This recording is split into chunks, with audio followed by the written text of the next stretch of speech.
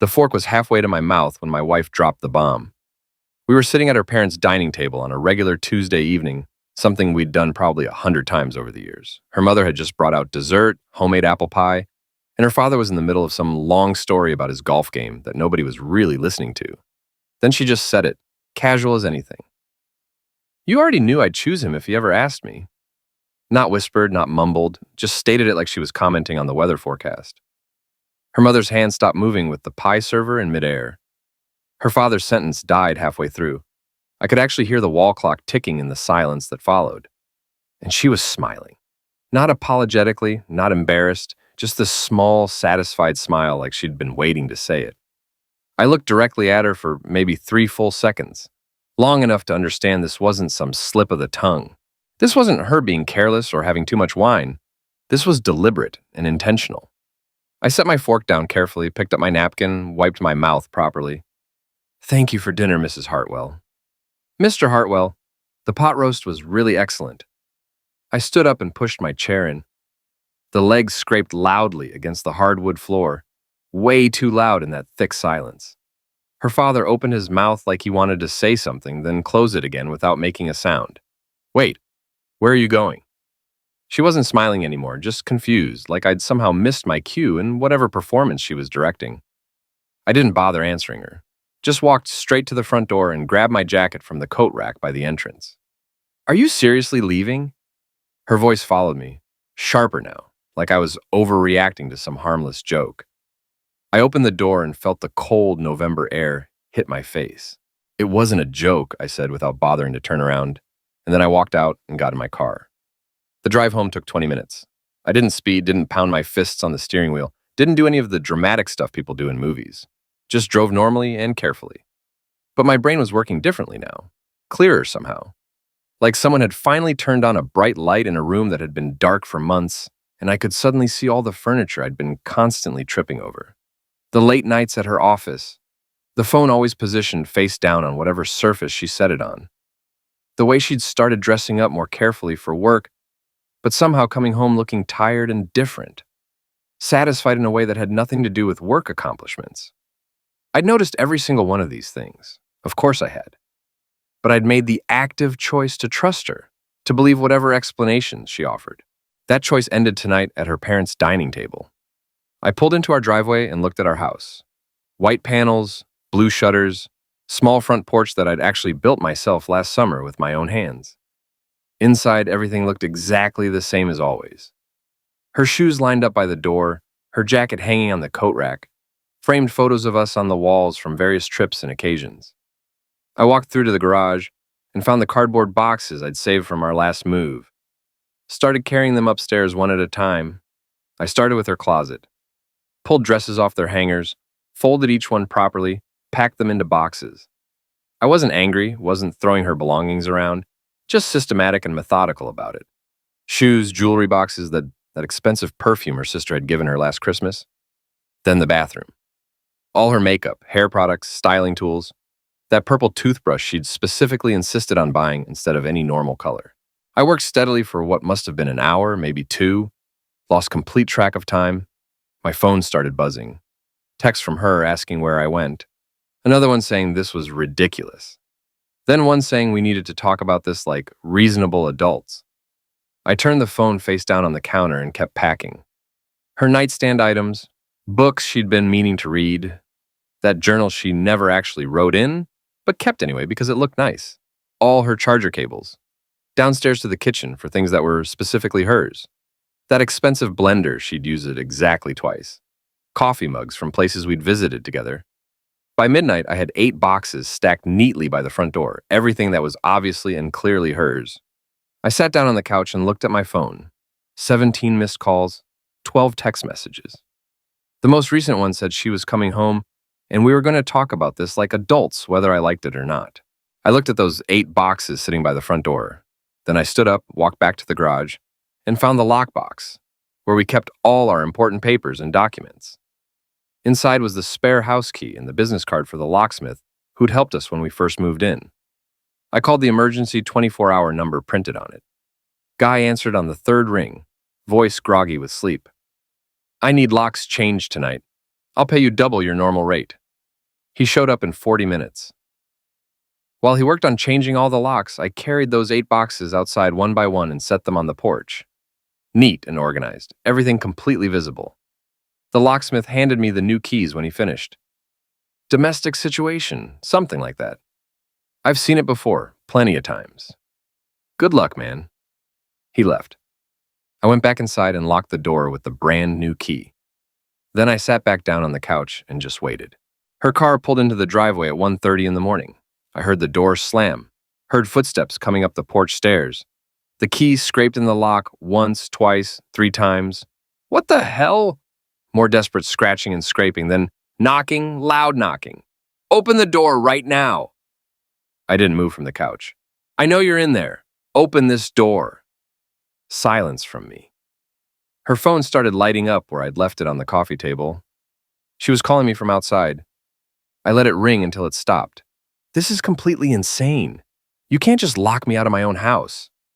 Our house, she'd called it just last week when talking to her friend Brianna. My house now, actually. Only my name was on the deed, something her parents had insisted on when we bought the place since I'd put down the entire down payment myself. Just in case, her father had said back then. Guess it really was just in case, after all. The knocking got even louder for a while, then suddenly stopped. I heard her talking on the phone outside, muffled voice. Then footsteps going down the porch stairs. Car door, engine starting. She left. I sat there alone in the dark living room of the house I'd bought, that I'd fixed up and maintained, that I'd turned into what I thought was a home for both of us.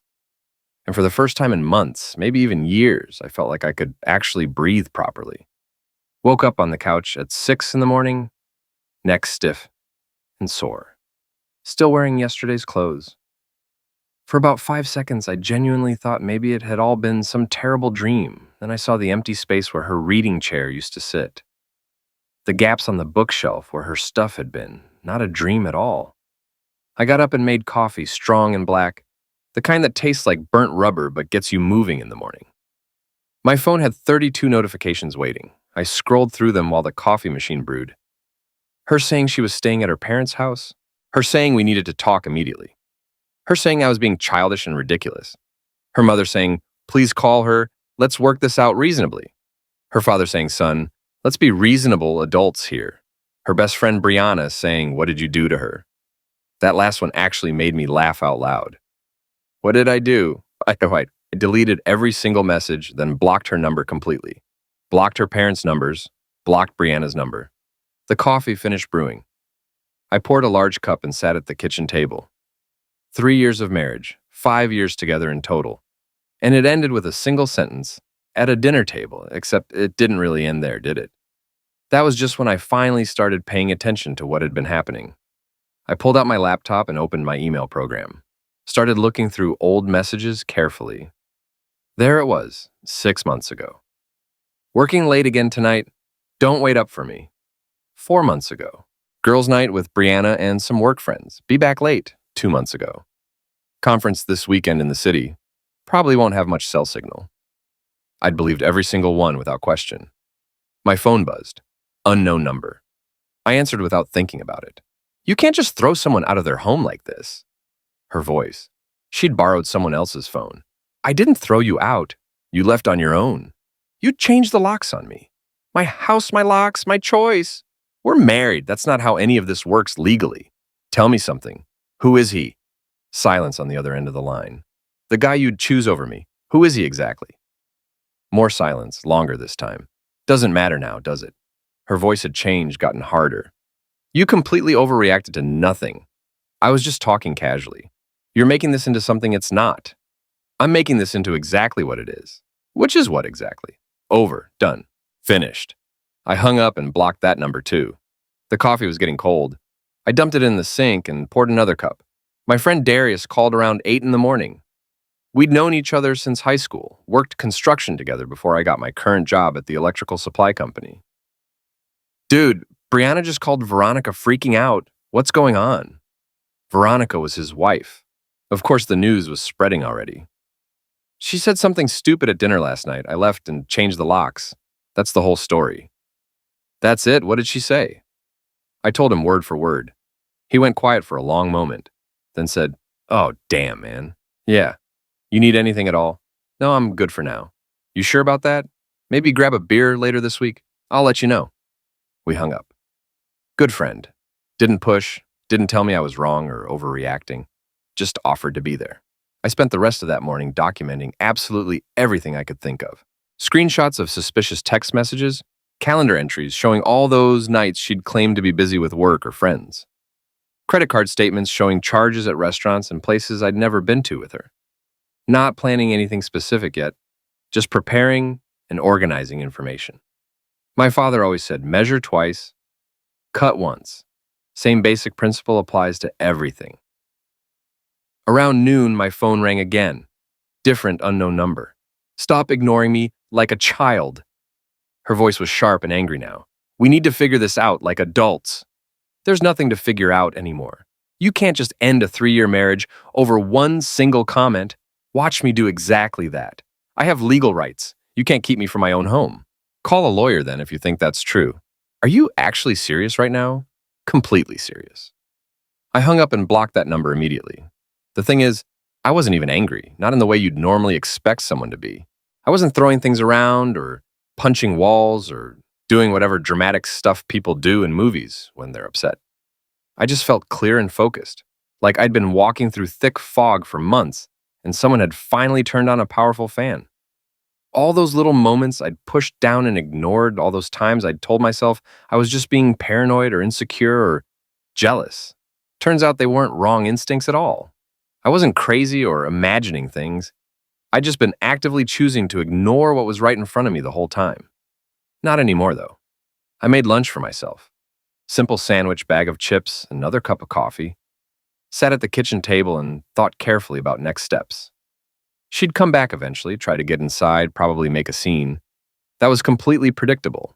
I could call a lawyer proactively, start separation paperwork, get ahead of the whole situation, or I could just wait and see. Let her make the first legal move. See exactly how desperate she got. My phone buzzed with a text from Darius. "Veronica says her side of the story is wild. Just giving you a heads up." I didn't bother asking what version of the story she was telling people. Didn't matter to me anymore. Another text from him. "Beer at McGinty's Tavern at 7 if you want." I typed back, "I'll be there." Needed to get out of this house anyway. Too quiet, too full of empty spaces where her things used to be. I took a shower and changed into clean clothes. Looked at myself in the bathroom mirror. Same guy as yesterday, but somehow different, lighter. Funny how much weight you don't even notice you're carrying until you finally put it down.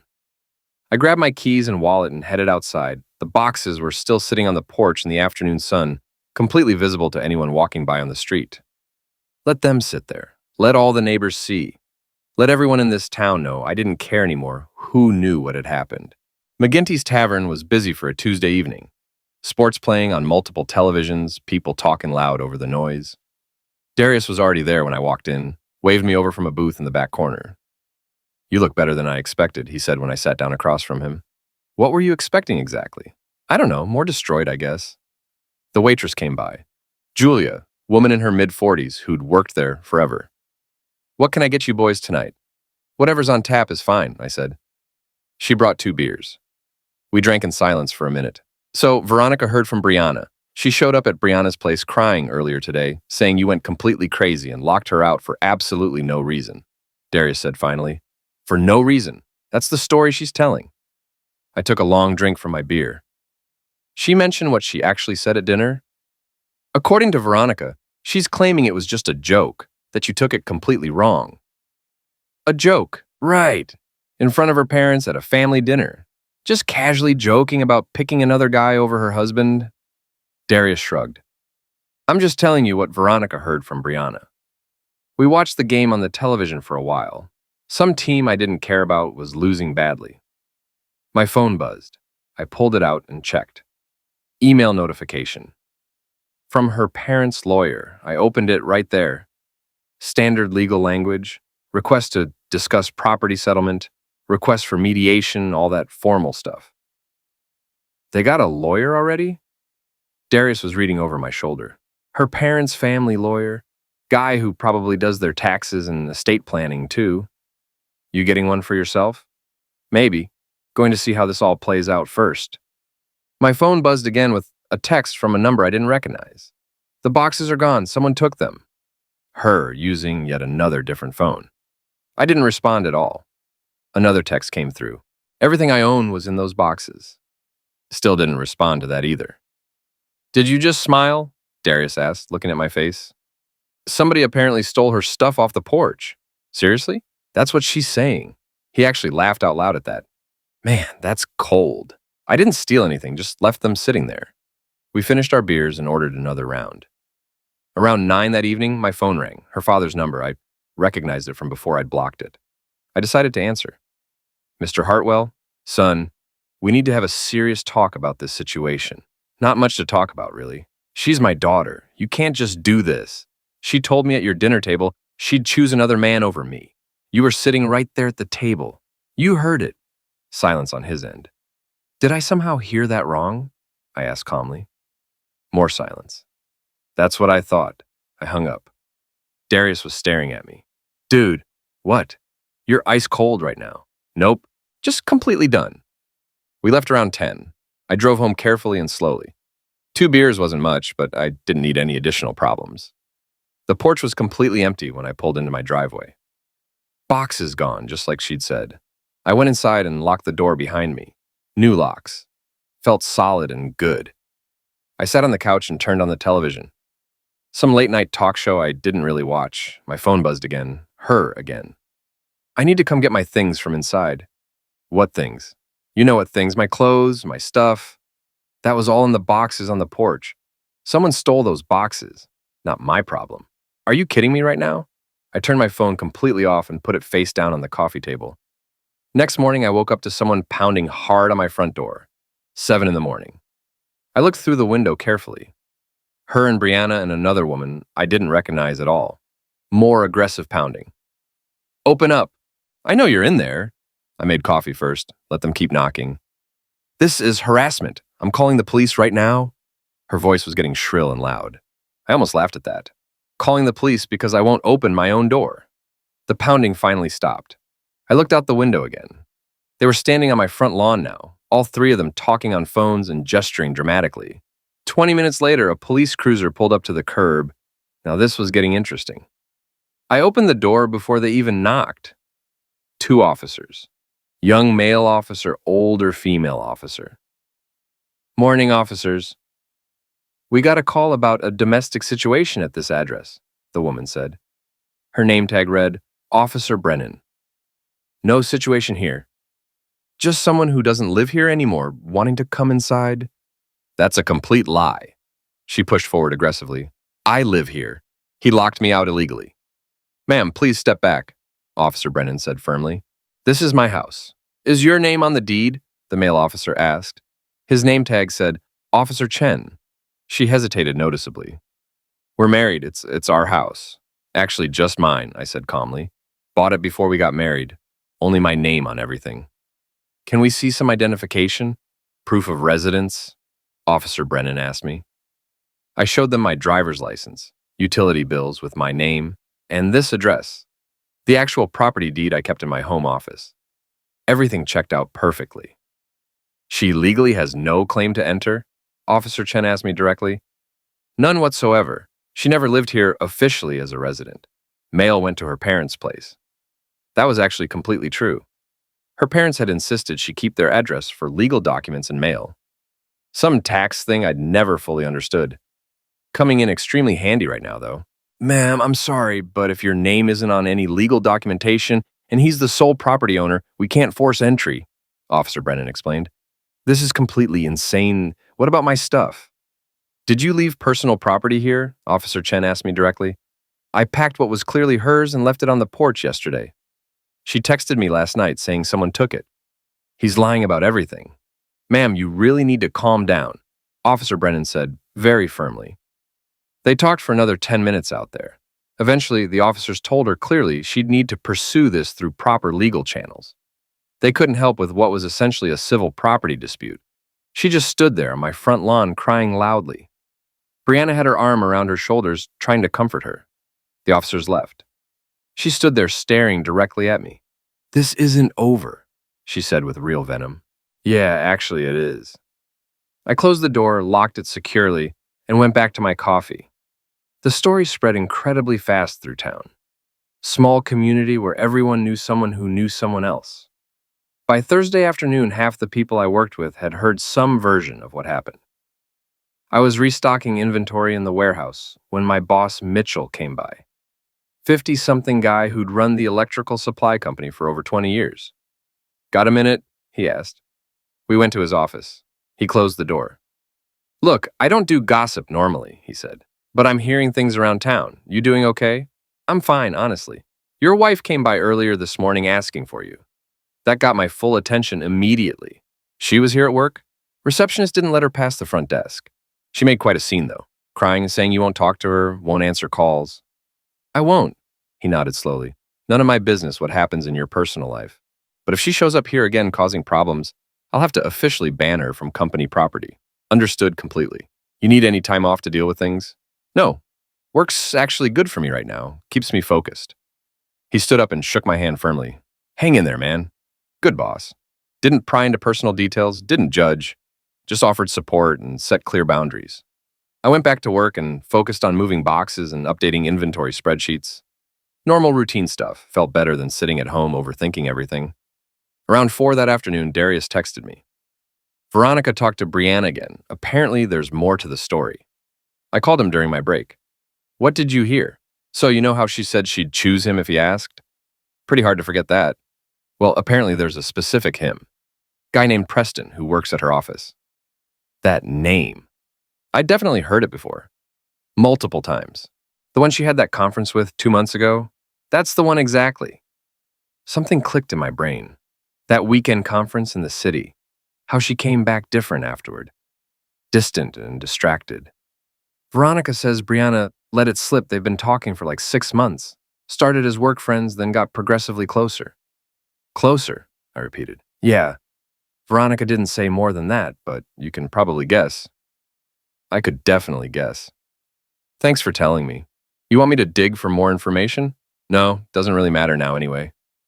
We hung up. I went back to work. But it did matter somehow. Not because I wanted her back or anything, just because I wanted to know exactly how blind I'd been. 6 months. Half a year of this guy hanging around, and I'd just smiled and nodded when she talked about her helpful coworker, Preston.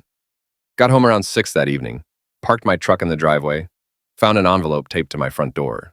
Legal letterhead from her parents' lawyer again. I opened it standing right there on the porch. Request for formal mediation. Detailed list of claimed shared property. Request for spousal support payments. Spousal support? We'd been married exactly 3 years. She worked full-time making decent money. And she wanted support from me. I took the letter inside and sat at the kitchen table. Read it again more carefully. They were claiming emotional distress.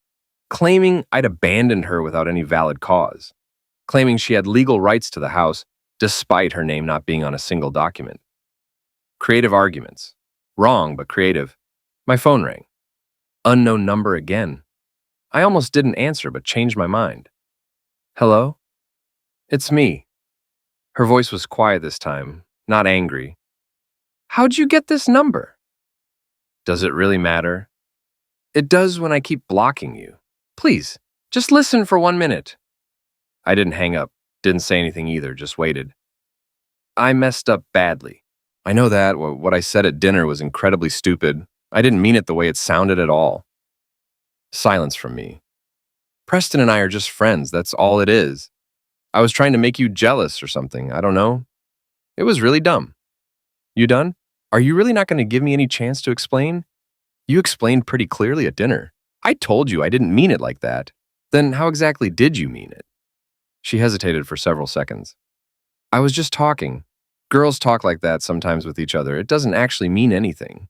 Girls talk about choosing other men over their husbands directly in front of their in-laws. You're twisting everything I said. I'm literally just repeating what you said." "Fine. You know what?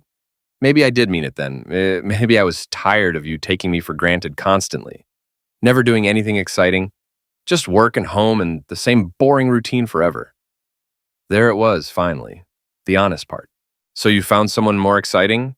It's not like that at all. What's it like then? He actually listened to me. He paid attention when I talked about things. He made me feel special and valued, and I didn't do any of that. You stopped trying years ago. I actually laughed out loud. I stopped trying, okay, sure. It's true. When's the last time you asked me about my day, about what I was working on, about anything other than why I wasn't making more money or why we couldn't take more vacations? Silence from me. That's exactly what I thought, she continued. This is exactly why she stopped mid-sentence. Why you what? Nothing. Say it. Why you what? Cheated? I didn't cheat on you. Just emotionally for 6 months with Preston from work. More silence. Longer this time. Who told you that? Does it matter who? Nothing physical happened. We just talked. Right, you just talked for 6 months. Late nights, secret conferences, private conversations, and then you announced at dinner you'd pick him over me. It's not... Here's the thing, I interrupted. Even if nothing physical happened, you chose him. In your head, in your heart, whatever. You made that choice. You literally told me you'd choose him. So I'm making it easy for you now. What does that mean? It means go be with Preston. See if he's as exciting as you think he is. He doesn't want a relationship. He's not...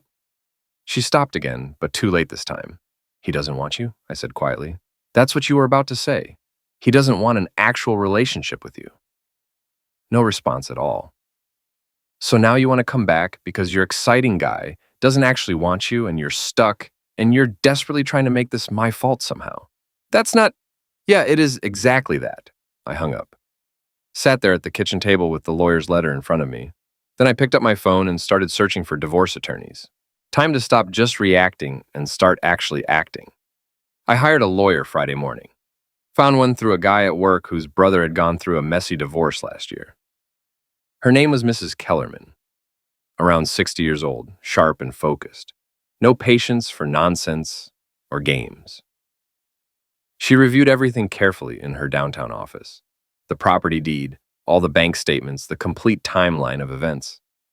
You're in an extremely strong position here, she said confidently.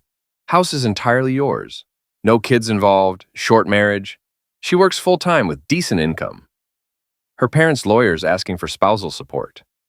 She smiled, but not in a friendly way. More like a shark detecting blood in the water. Let them ask for whatever they want. They won't get it. 3-year marriage, both employed full-time. She makes $45,000 a year. Judge will laugh them out of court. What about her claiming emotional distress? Did you physically touch her? No. Threaten her in any way? No. Destroy any of her property? Packed it carefully and left it outside. Someone else stole it. Not my problem what happens to property not on my land. She wrote extensive notes on a legal pad. I like you. You're practical and straightforward. Makes my job much easier. We spent over an hour going through absolutely everything in detail. She drafted formal response papers, set a clear timeline for separation proceedings. One more thing, she said as I was leaving her office. She's going to escalate significantly. They always do when they realize they're losing. Don't engage with her at all. Don't respond to any texts or calls. Everything goes through me now exclusively. Understood. Work was extremely busy that afternoon. Large order came in that needed to be sorted and loaded by Monday morning. I volunteered for overtime without hesitation. Anything to stay busy and focused? Around 7 that evening, I was in the warehouse, working alone when my phone buzzed. Text from Darius. Dude, check your email right now. I pulled up my email on my phone. Message from someone named Addison. Subject line, about your wife. I opened it carefully. Hi, I don't know if you remember me. We met briefly at your Christmas party 2 years ago. I work with your wife. I think you should know that she and Preston have been seeing each other since last spring. I'm sorry, I thought you deserved to know the truth. Addison. Last spring. That was 8 months ago. Not 6, like Brianna had told Veronica. I texted Darius back. Got it, thanks. Him back immediately. You okay? Me. Yeah, not surprised anymore, just tired. I wasn't surprised at all, just exhausted. Tired of constantly finding out new details. Tired of realizing exactly how long this had been going on behind my back. 8 months of systematic lying, of late nights and convenient excuses. of me trusting her completely. I finished loading the truck and drove home. She was sitting on my front porch. No Brianna this time. No other friends. Just her alone, wrapped in a jacket with her arms crossed. I parked the truck and got out. "We need to talk," she said immediately. "No, we really don't. Please." I walked past her toward the door. She stood up quickly and followed me. "I got the divorce papers today." "Good. Sign them." "I don't want a divorce." I unlocked the door. She grabbed my arm firmly. "Don't touch me," I said very quietly and calmly. She let go immediately. "Just talk to me for 5 minutes. You had months to talk. You chose to spend that time with Preston instead." "How do you—" She stopped. "Someone told you things. Doesn't matter who told me. It does matter. People are spreading lies about me." 8 months, I said flatly. "That's not a lie. That's a documented fact." Her face changed completely. Pure panic. "Who told you 8 months? Someone who actually gives a damn about truth. Nothing happened for most of that time. We were just friends at work." "Stop lying to me. I'm done with all the lies." "I'm not lying. You told me at dinner you'd choose him. You admitted you had feelings for him on the phone. You said he made you feel special. Now you're telling me nothing happened? Emotionally, things happened, but physically, nothing ever— I don't care about the specific details anymore." I opened my door and started to go inside. "Wait, please." Her voice cracked. "I messed everything up. I know that. But we can fix this. Go to therapy together. Start over fresh." "I don't want to start over with you. Because of one mistake?" 8 months isn't one mistake. It's a deliberate choice you made over and over, every single day for 8 months. He meant nothing to me. I was confused. I was stupid. You were something, all right." She grabbed my arm again, much harder this time.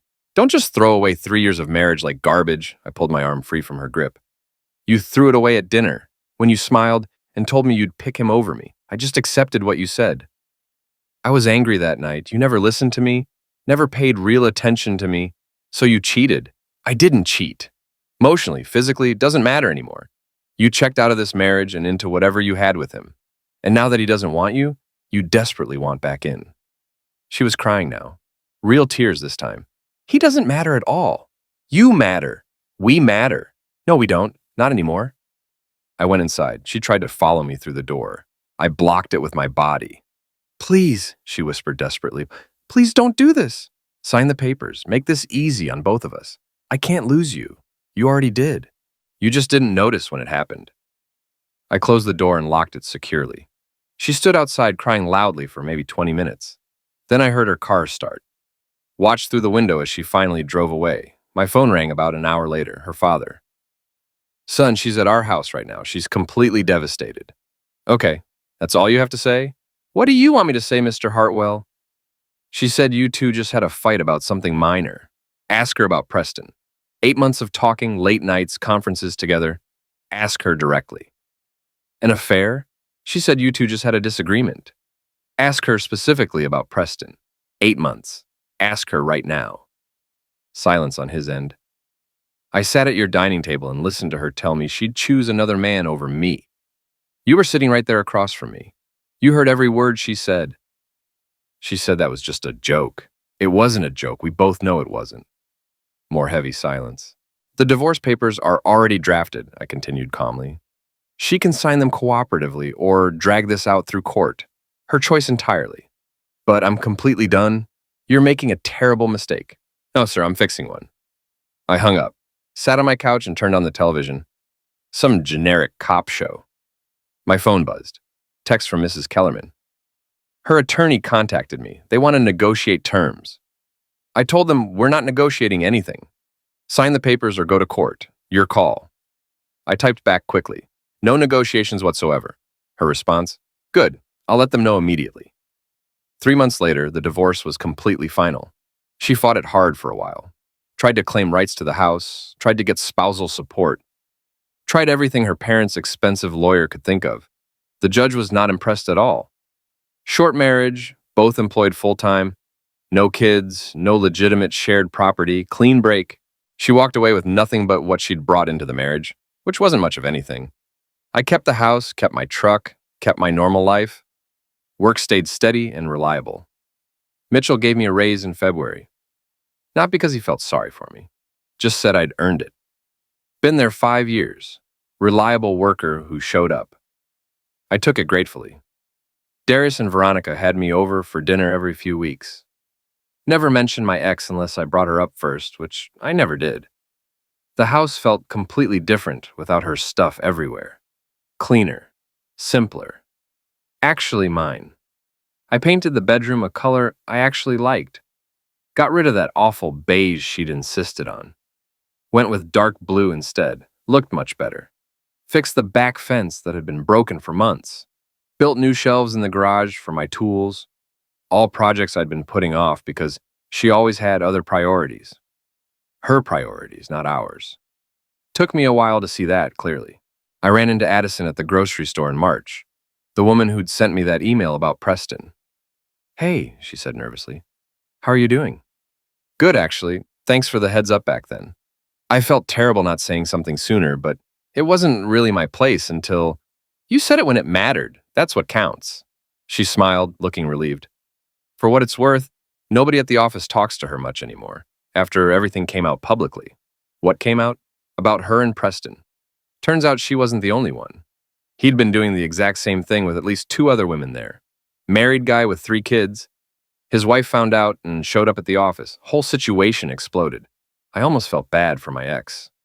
Almost. She still worked there. She quit last month. Too awkward, I guess.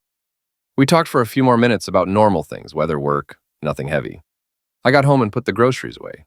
Made myself dinner. Simple chicken and rice. My phone buzzed. Text from a number I didn't recognize. "I hope you're happy now." Her, using yet another different number. I stared at it for a full minute, thought about responding, thought about blocking it, then I just deleted it without blocking. She wasn't worth the energy anymore. April came and weather got warmer. I started running in the mornings. Nothing crazy, just a couple miles. Felt good, though. Cleared my head before work. Darius invited me to a barbecue at his place. His brother was visiting from out of state, some cousins, just family and friends. I went. Met his cousin Elise there, elementary school teacher. Funny and easy to talk to naturally. We spent most of the afternoon just talking about normal stuff. Books we'd read, movies, her students. She laughed at my jokes, even the bad ones. "You're different than Veronica described," she said at one point. "What did Veronica say about me?" "That you'd been through something rough recently, but you were handling it really well." "Veronica talks too much," she smiled warmly. "Veronica cares about you. That's different." We exchanged phone numbers. Nothing serious or romantic, just friendly. But it felt genuinely nice talking to someone without all the baggage and history and lies attached. 2 weeks later, Elise texted me asking if I wanted to grab coffee sometime. I said yes immediately. We met at this small place downtown, local shop, not some chain, talked for 2 hours straight about everything and nothing.